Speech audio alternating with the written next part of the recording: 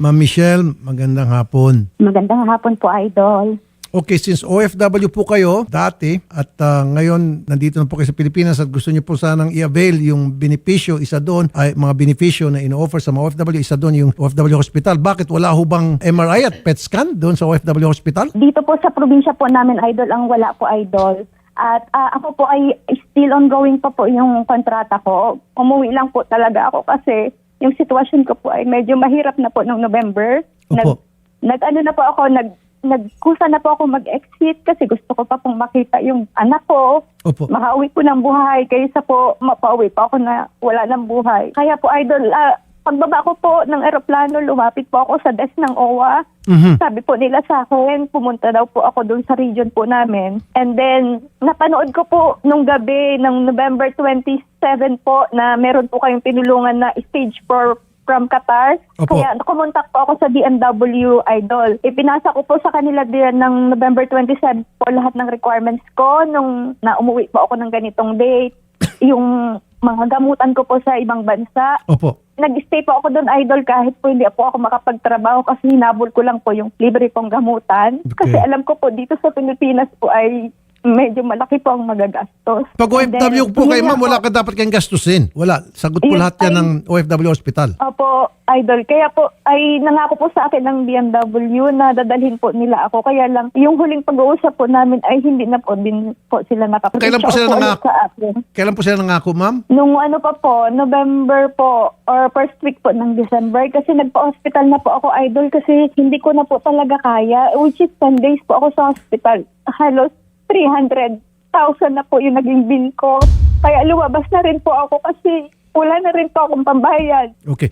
So, nung November po, kayo po ay pumunta sa OWA para sabihin na kailangan niyo po ng medical treatment. Opo. At nirefer Opo, po kayo opo. sa OFW Hospital. Ni-repair po nila po ako. Sabi po nila doon pumunta sa region nyo, which is sa Mindoro po, sa region Okay. 4B po. Ano nangyari po doon sa region niyo? Doon sa nirefer na hospital para sa inyo? Wala po, Idol. Bali po, ang sabi po nila sa akin nung nagpapasa po ako ng requirements, sabi ng nanay ko, mga kailan po kaya kami makakakuha po ng benefits po para magamit namin sa hospital. Sabi po ng OWA po sa mama ko, baka mga 5 buwan po. Sabi ko, Ha? buhay pa po kaya ako noon? Sabi Wag ko po naman, sa ma'am. kanila. Okay. Attorney Kaunan, magandang hapon po, attorney. Yes po, Sen. Rafi. Nakikinig at kanina ko pa pong ilang oras ko na po chine-check lahat ng aming mga records at nakipag-ugnayan na rin po ako dun sa regional office namin. Ngayon ho, yung sinabi ni OFW Michelle na yung sinagot ng aming regional office, hindi ko katanggap-tanggap yun. Pag titingnan ko po yun, Sen. Rafi, Okay. kung sasabihin na 5 buwan, kung nahubahala dyan, Sen. Rafi. Pero yung isa po na kailangan, yung tulong po sa kanya, immediate po yun na maibigay namin. Meron po siyang, as per checking, Sen. Rafi, active member pa po si OFW Michelle. So dapat po meron po agad talaga siyang natanggap na welfare assistance. But at the same time, ma-endorso po namin siya. Kanina rin po, Sen. Rafi, nakausap ko na rin po ang, of course, ang DMW po, ang aming mother department sa OFW Hospital. Kinausap ko na rin po ang DOH, Sen. Rafi, dahil may programa rin po sila. Pag po kami po ay may nire-refer sa kanila na ating mga OFW na may na cancer patients po, ay meron din po silang programa na palagi naman po natin yung ina-avail. So, willing po kami and ready to assist at kami ho ay humihingi ng dispensa doon sa naging ganong komento, Sen. Rafi. Good enough. Thank you. Nasaan po kayo ngayon, ma'am? Masyadong makalakad. Nasa Mansalay Oriental, Mindoro po. Attorney Patricia, pwede bang pakisundo si Miss Michelle? Wala pong problema, Sen. Rafi.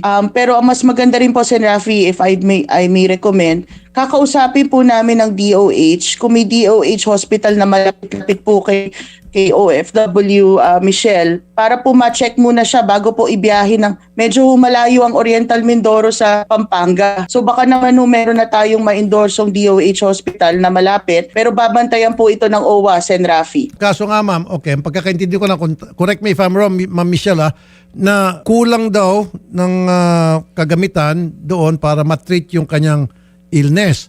Wala raw pong PET scan at saka walang MRI. Yung ospital Opo, doon sa wala po kanila. dito sa province. Ano Dito po? po sa province po ng buong Mindoro po, wala po Oh, talaga. sa buong Mindoro, Senator. yun po Isa lang kailangan. Under maintenance pa po.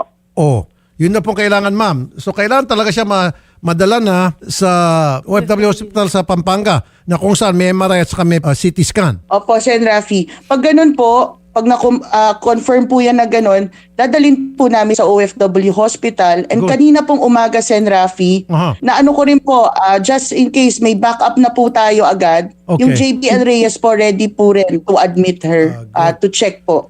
Sabi po ito in partnership with DOH.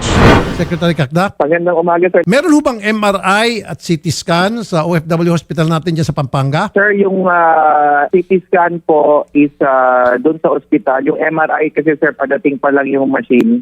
But yung CT scan pwede, and then we can bring her to JB Lingad for the MRI. Okay. Yun nga pong suggestion ko kanina sa OWA kay Attorney Kaunan na sunduin na lang itong si ma'am at dalhin doon sa ospital, care of DMW at OWA, kung saan merong CT scan at MRI para magamit na para sa kanya. Yes, sir. Yes, sir. Okay? So, kailan po siya pwedeng Yes, sir. sunduin? Yes. Ngayong araw na po, sir. Pasusundo na po natin. Ngayong araw. Ayun. Doc, magandang hapon po, Doc. Yes, good afternoon, Senator. So, wala ho palang CT scan pa dyan sa inyong ospital. Kung hindi, budgetan natin. Kung wala, kailangan talaga meron. Saka CT scan, wala rin po. Hindi, CT scan po meron. Although may technical problem ho ngayon, pero meron. Well, tama ho kayo. Maganda ho yun kung palitan na natin. Pero yes po, CT scan, we could do it. Yung MRI, as Secretary Kagak has been already bought and it is going to be delivered pa lang po. Pero PET CT, wala po talaga eh. PET CT, wala po. So, paano ito mangyari ngayon, Doc? So, anong advice nyo? Wala kayong PET CT at Ganito- wala kayong MRI. So, pero dyan siya Yes, po. dadalhin o dalhin sa ibang ospital muna? No, I think yes, that has to be done first kasi that will be the basis of the treatment. Okay. The treatment, ibibigay po namin yun, walang problema. Okay, Pero once the diagnostics, of course, pag nagawa na yun, ang laki pong tulong yun para sa treatment. The treatment, as Secretary Kakdak has said, we Aha. take care of it totally. Okay. Opo. Okay, very good. Secretary Hans, so pasusundon ninyo today, tomorrow, si Miss Michelle? Yes, sir. Yes, sir. Ayun naman pala. O, sige. Yes, yes, sir. Ngayong araw na po, sir. Hindi na natin patatagalin.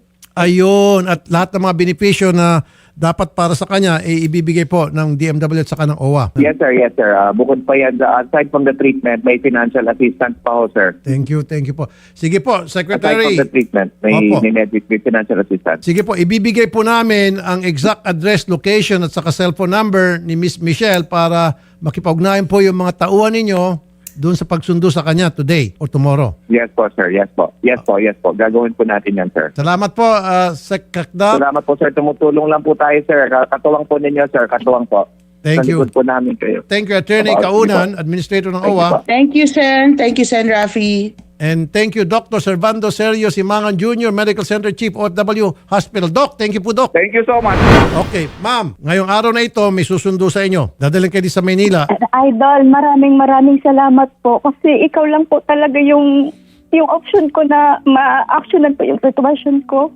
Kaya talaga pong yung pinsan ko po ay nag-volunteer na pumunta po dyan sa inyo. Pero nag-post din po kami sa Facebook. You came to the right person kasi ma'am, ako ang inyong committee chair ng DMW. Opo, Idol. Maraming pong salamat, Idol. At- Maraming pong salamat. Opo, at nataon naman, action man po talaga itong si Secretary Kakda. Sobrang Thank you so napakabilis much po. umaksyon to. Pati si Attorney Kaunan, maganda yung tandem nilang dalawa. Okay, sige ma'am, huwag mo ibaba ang telepono.